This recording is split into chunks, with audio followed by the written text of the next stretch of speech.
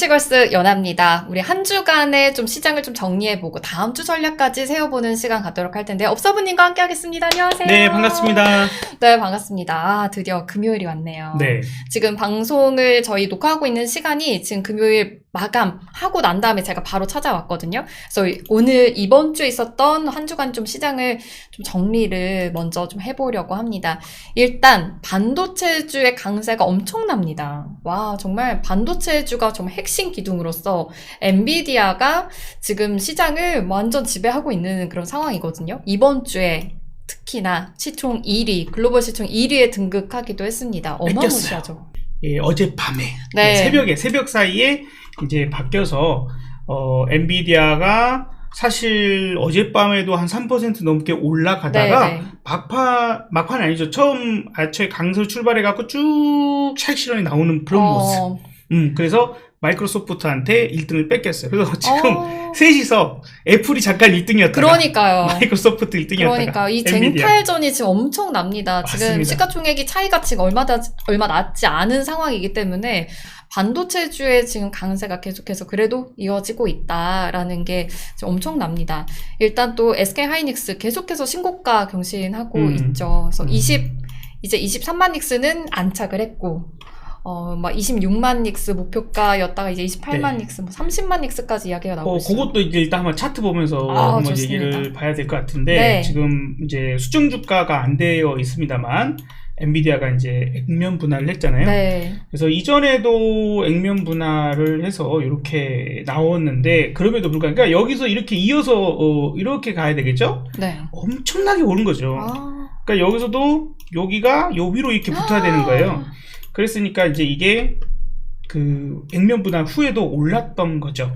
네, 올랐던 건데, 그런데 어제 밤에 강세로 출발했다가 쭉 차익 실현이 은근히 거래량이 늘어나면서 나타났습니다. 예, 보시다시피 분봉으로도 쭉 차익 실현이 나왔구나 이렇게 봐야 돼요. 근데 오늘 밤, 그러니까 지금 6월 21일이 미국의 쿼드러플 위칭데이예요. 그러니까 우리나라로 치자 그러면 선물옵션 동시 만기처럼 만기가 돌아오다 보니까 아마도 시가총액 상위에 있는 이런 종목들도 그 파생 상품에 대한 영향을 좀 받지 않냐, 이제 이런 부분들로 차익 실현이 나왔을 거다. 그래서 아마도 만기에 의한 일시적인 현상일 것인가, 아니면 야 그래 저거 지난번에도 너무 많이 올랐다고 이렇게 빠졌던 거잖아, 이렇게 빠졌던 거 지금 반도체가 여기서 그때 당시에 TSMC나 AMSL이나 이런 기업들이 실적이 조금 마음에 안 들긴 했거든요.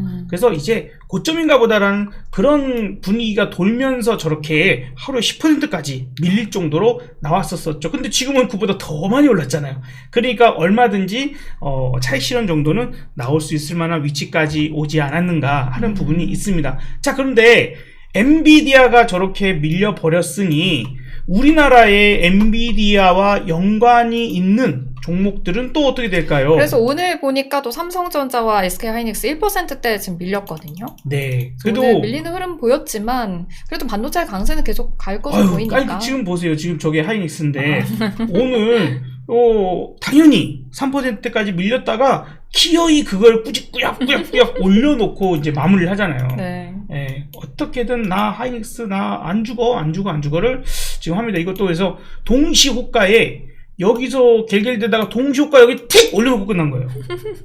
예, 그러니까 살아있구나. 아직은 살아있구나. 예, 오히려 되려 삼성전자가 엔비디아 때문에 올라간 거는 아닌데 또 이게 그냥 나 엔비디아 아니어도 나는 이 정도는 갈 수 있어 하고 이게 반등이 좀 나왔다라고 보는 게 맞을 것 같아요. 그래서 되려 삼성전자는 요 박스권을 어차피 갖고 갈 모양이고 엔비디아 테스트를 통과하면 이제 여기를 넘어가는 상황이 될 건데 아직 안 됐으니까 당연히 내려올 수 있죠. 내려오면 우리 또 잡고 올라가면 좀 팔고 하는 건 한 번 정도는 더 가능하지 않을까 싶습니다. 그래서 우리가 그 소부장이나 이런 부분들에서도 한미반도체나 뭐 테크이나 등등등 엔비디아의 강세에 같이 올라가는 종목들이 오늘 살짝 휘청거렸지만 크게 빠지는 모습 혹은 충격적인 모습은 아니다. 아까 말씀드렸다시피 아마도 그런 이제 만기에 따른 네. 그런 영향이랄까. 그래서 이 연속적인 하락이 보이지 않는다면 아직은 좀만 더 지켜보자. 그리고 되려 내려온다라면 삼성전자든 혹은 SK하이닉스든 다시 잡을 준비를 해야 하지 않을까. 오히려 싶습니다. 매수 기회가 올 수도 있다. 엔비디아도 마찬가지인데요. 네. 이거 제가 한번 이거를 엑셀로 한번 그걸 해봤어요. 뭘 해봤냐면 요거 지금 한번 보여드려보도록 할게요. 세상에. 이게 뭐냐면, 네. 여기에 엔비디아가 그 액면 분할을 지난번에 했잖아요. 여기 하고 나서 그 다음에 움직임에서 여기는 잠깐 좀 뺐습니다. 너무 많이 여러 번 나오길래 네. 여기서 과연 엔비디아가 몇 % 밀리면 네. 샀을 때 수익이 날까? 그러니까요. 네. 이 부분들에서 한번 조사를 해봤더니 네. 예를 들어서 좀 확대를 해볼까요? 역시 데이터화를 만들어야죠. 업사원이 노가다를 좀 하면 네, 우리가 또 좀 더 좋을 수 있습니다. 네. 2021년 8월 30일 날 고가에서 이제 그 다음 떨어져서 저가가 이렇게 나왔는데 하락 진폭이 34.88달러. 네. 그러니까 15.14% 하락을 했다. 네. 그때에 15% 하락해서 거기서부터 올라간 진폭이 77%예요. 그러니까 이만큼 떨어지고 여기 저점에서부터 네. 여기 저점에서부터 상승이 여기까지 나온 거예요. 네. 그러니까 77% 올라갔으니까 네. 내가 만약에 15% 아니라 그 밑으로 떨어졌었어도 네. 수익이 나는 거죠. 그러게요. 자, 그 다음에 11월 22일 같은 경우에 네. 지금 이제 요게 끝난 가격이에요.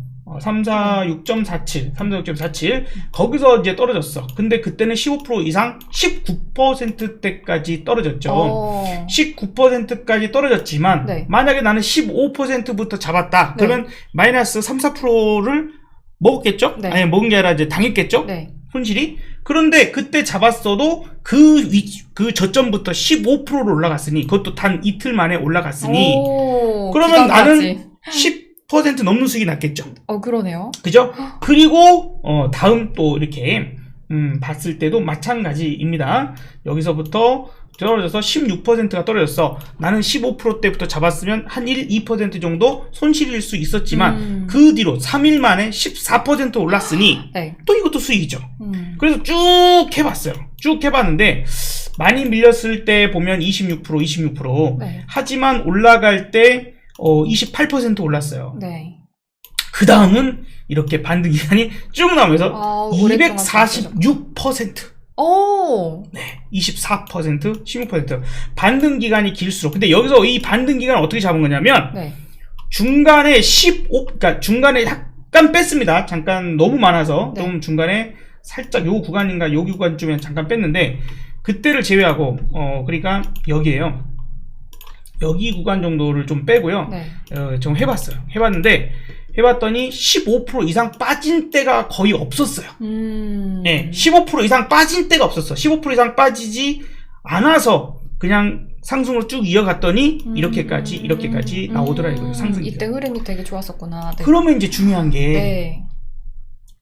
이번에 만약에 연속적으로 엔비디아가 만약에 쭉쭉쭉 네. 밀린다면 네. 그러면 우리는 얼마쯤부터 사면 좋을까?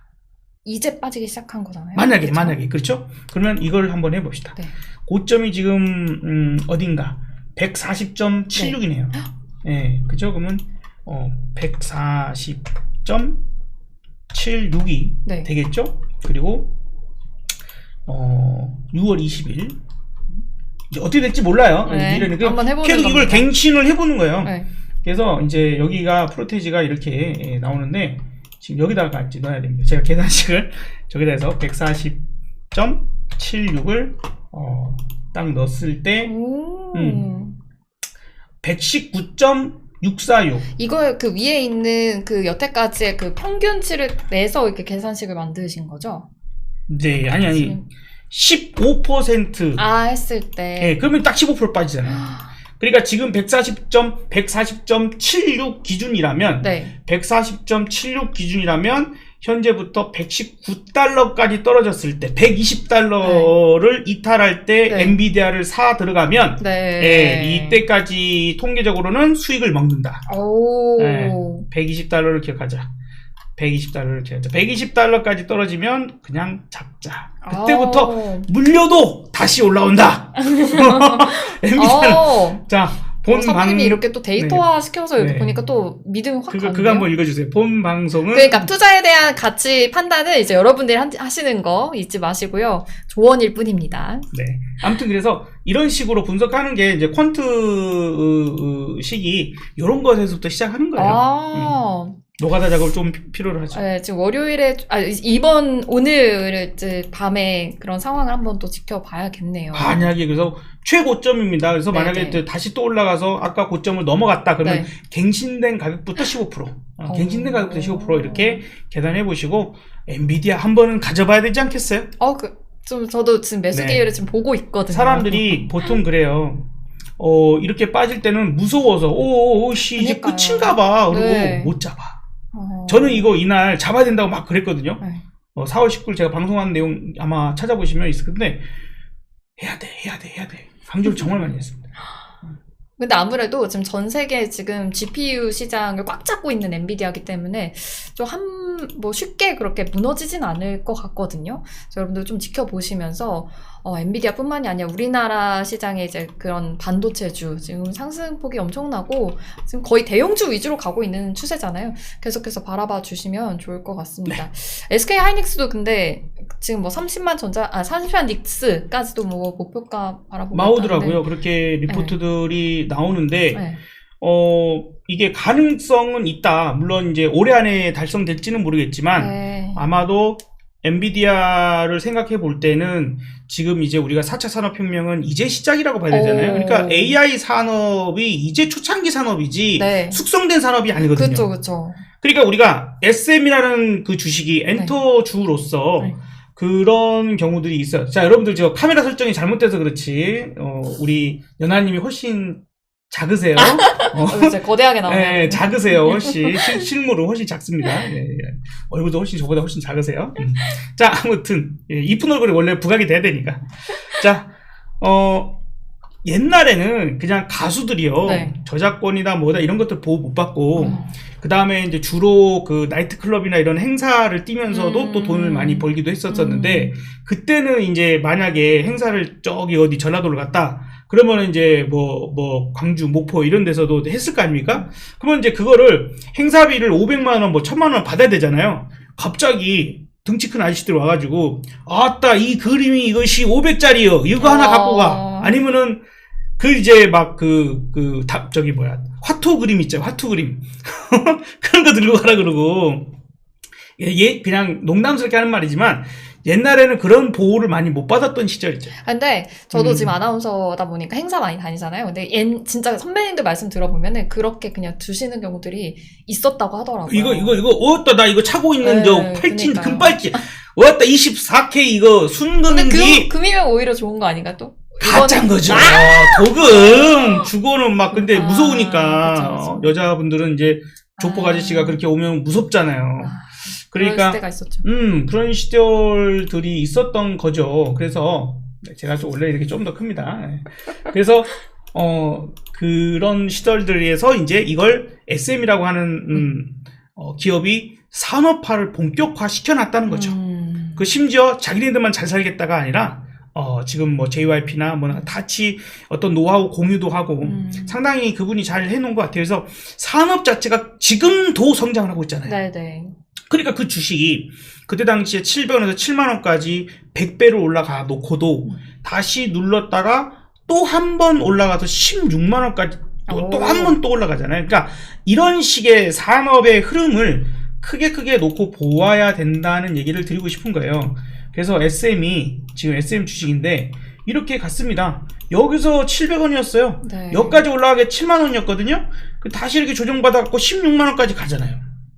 지금 AI 산업이 이제 기껏 와봤자 이 정도나 왔겠지. 아니면 여기였겠지. 근데 이게 아직 여기까지 가려면 당당당당 숭구리당당 완전히 멀었어. 그러니 제가 보기에는 그렇습니다. 아마도 제가 보기엔 여기 같아요. 이 정도가 더 남은 산업이라고 생각되고요. 2차전지라고 다를까요? 제가 보기엔 여기 와서 이제 쉬고 있는 그런 모습. 여기 이제 너무 그거 하는데 여기쯤 와서 이제 개결되고 막 길이 쉬잖아요. 괴롭거든요. 이 정도 수준일 거다라고 좀 생각이 듭니다. 와, 투자해판 조언일 뿐. 그렇죠. 그렇긴 한데 판단은 여러분이 하시는 거예요. 네. 생각해보세요.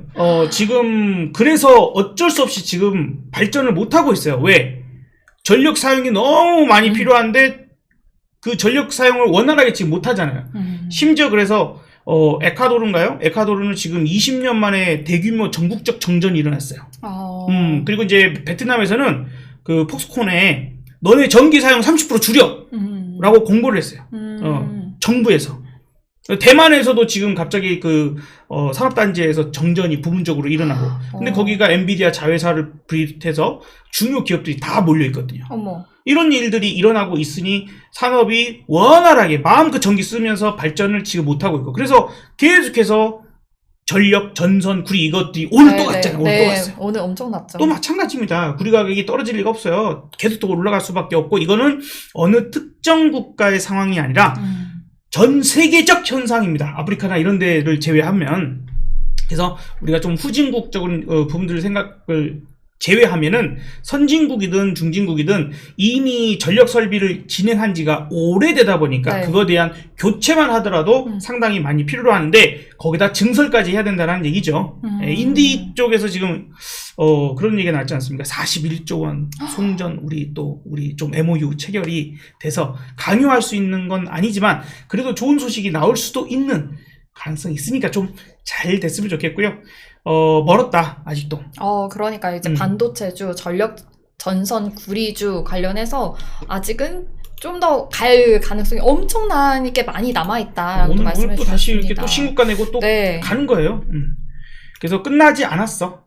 눌러도 다시 다시 한번. 그래서 지난번에도 우리가 방송 계속해서 우리 또 다른 분들 오시고 했지만 끝나지 않았다. 고점 신호는 아니다라는 얘기. 잠깐 쉬었다가 다시 올라갈 수 있을 거야. 지금 화장품도 그렇고 음식료도 그렇고요. 전력 전선도 그렇다라고 보여집니다. 다만 매매는 어렵죠.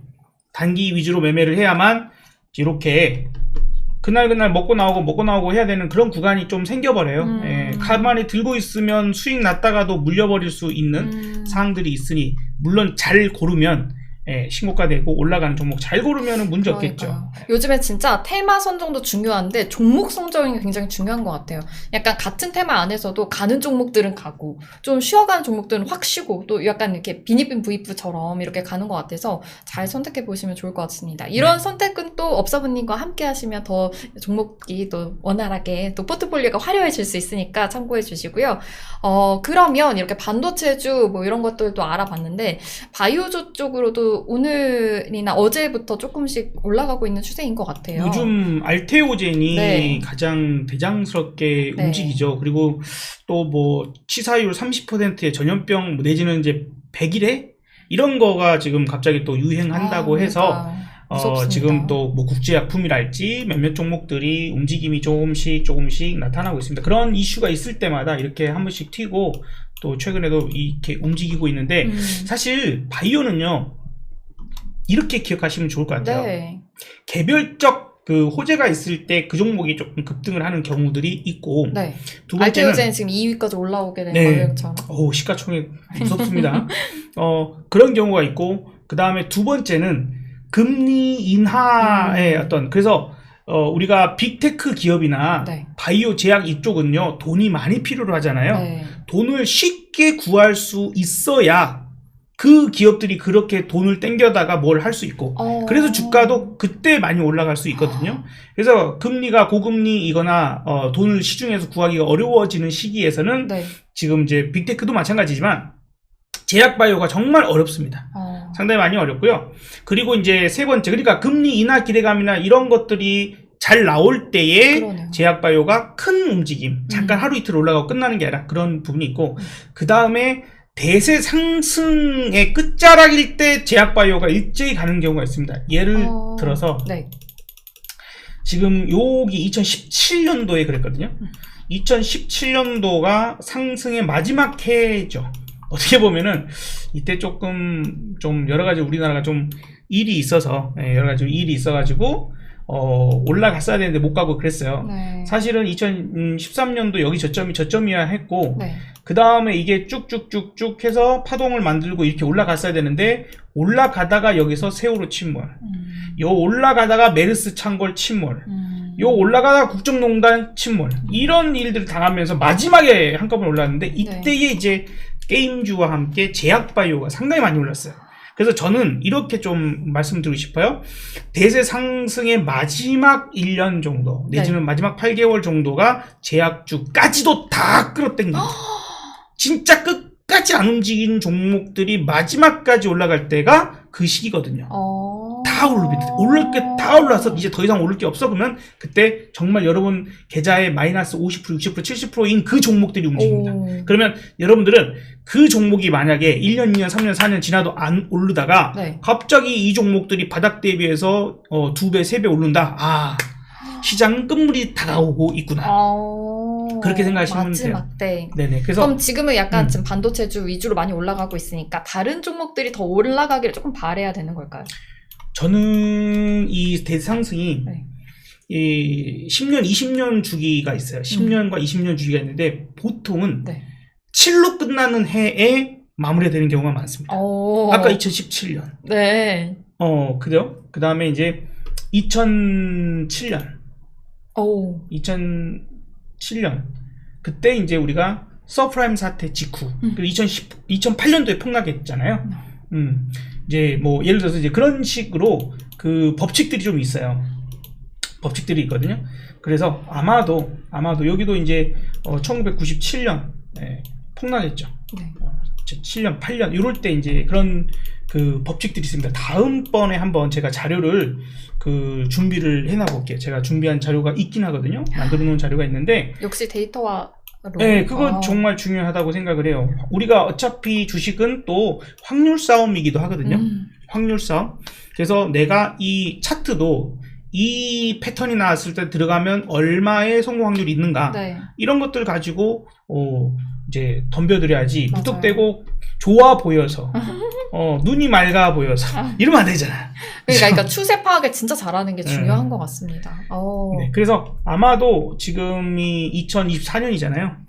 중간에 약간 흔들림이 있어도 2027년 혹은 길면 2028년 정도까지의 강세 고점을 만들어지는 구간이 나오지 않을까. 여기서 중요한 거는 주식시장을 움직이는 요소가 크게 보면 세 가지가 있어요. 당연히 경제적 요소. 그래서 여기서는 이제 금리랄지, 그 다음에 경제 성장률이나, 그러니까 개별 기업의 실적을 얘기하는 게 아닙니다. 그리고 뭐, 어떤 그 경제 위기, 이런 거, 외환 위기, 이런 것들 있죠. 그런 적인 요소. 그 다음 두 번째는 정치적 요소죠. 바이든이 대통령일 때와 트럼프가 대통령일 때, 만약에 지금 상태에서 푸틴이 갑자기 죽었다. 뭐 이런 등등등으로 인해서 상당히 크게 바뀌죠. 각 국가마다도 우리나라도 마찬가지로 정책이 바뀌기 때문에 주가의 움직임이 상당히 정책적으로 바뀔 수밖에 없습니다. 그렇죠? 너무도 당연하겠죠? 자, 그 다음에 세 번째는 뭘까요? 세 번째는 기술 발달이에요. 기술 발달. 여기서 가장 마이웨이를 할 수 있는 경우가 뭘까요? 경제적 요소, 정치적 요소, 기술 발달. 기술. 마이웨이, 그죠? 우리 아까 계속 계속 얘기했던 게 아까 엔비디아, AI 뭐 이런 거 얘기했잖아요. 기술 발달이죠. 정치에서 트럼프가 막을 수 있나요, 이걸? 없죠. 바이든이 막을 수 있을까요? 없죠. 김정은이 막을 수 있나요? 없어요. 시진핑이 막을 수 있나, 이걸? 아니란 말이에요. 마이웨이의 길을 갈 수 있는 거예요. 그러니까 우리는 가급적이면, 이것도 아무 때나가 아니라 산업혁명 초창기. 그러니까 어떻게 보면 우리는 아직은 젊잖아요? 그렇게 얘기하고 싶어요. 실제 나이는 좀 있지만. 네. 우리 너무너무 좋은 거죠. 산업혁명 초창기에 우리가 지금 또 더군다나 이 생각을 할 수 있다는 것. 그래서 산업혁명 초창기의 산업에서의 그 갓들을 가지고 투자의 핵심을 가져가면, 그러면 상당히 큰 부를 가져갈 수 있다. 매번 반복됐어요. 이 역시도. 예를 들어서 인터넷 같은 것도 마찬가지잖아요. 그래서 뭐 카카오, 네이버 그렇게 그때 당시에 뛰어들었던 사람들 아무나 뛰어들 수 없었잖아요. 뭐 그런 겁니다. 진짜 AI의 시작, 이제 산업혁명의 이제 앞으로의 더 시작, 더 많은, 더 좋은 미래가 펼쳐질 이제 것이다. 시작이다. 그러니 멀었다. 아까도 그래서 그러니까요. 엔비디아가 지금 200불까지 또 못 갈까요? 그러니까 그러다 보니까 아까 하이닉스 잠깐 얘기를 했지만 하이닉스가 30만 원 못 갈까요? 갈 수 있을 것 같아요. 이제 제약바이오를 우리가 선택하기보다는 오히려 큰 산업군의 큰 그림이 가는 쪽들을 선택하는 게 좋지 않을까. 왜냐면 제약바이오 좋을 때도 있는데 문제는 개인 투자자분들이 만약에 계좌를 열어보면 네. 지금 마이너스가 제일 큰 종목은 뭘까? 거의 제약바이오입니다. 현 시점에 아마 여러분 계좌도 지금 그러신 분들 많을 겁니다. 계좌 열어보시면 아마 제일 마이너스가 큰 종목이 제약바이오일 가능성이 높다. 하지만 좀 이렇게 가지고 있다가 좀 존버해보자. 가지고는 될까요? 그쵸. 지금 아마 이미 마이너스가 큰 종목은 마이너스 50% 이상일 텐데 그걸 하기보다는 그냥 들고 있으면서 다른 걸로 2027년, 28년을 조금 기다려보자. 어쨌든 그냥 잊으세요. 그냥. 잊고. 뭐 그런 방법이 있을 걔네들은 수도 있죠. 그냥 잊고 있다가 네. 그냥 이제 본전 이상 올라오면 그때 정리한다고 생각하시는데 아마 올라올 수는 있을 겁니다. 다만 그게 글쎄 27년? 네. 28년? 26년 정도 이상은 돼야 되지 않을까? 네, 그런 전망까지 봐주셨습니다.